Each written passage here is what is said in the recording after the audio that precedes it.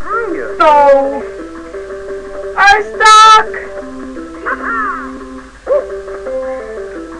Or not, I don't know.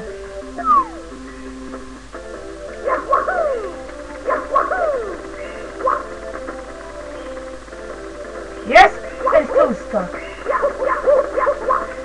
This is a hack, egal. Das ist ein Hack, der Super Mario Sternenstraße heißt, auf Englisch Star Road. Nun ja, wie auch immer. Ich habe dort oben, ich wollte oben auf den Baum, danach habe ich diesen komischen pinken Kerl, ich habe keine Ahnung, wie dieser Feind heißt, runtergeworfen und dann bin ich auf einmal hier runtergefallen. Und wie ihr schon sehen könnt, ich komme jetzt immer raus.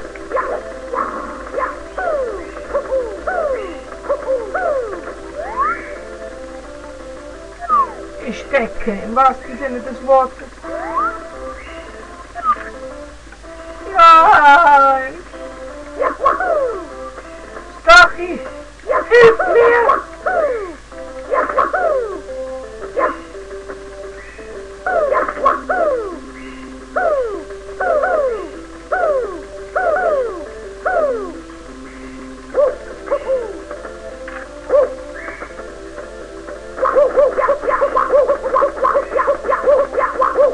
Keine Chance.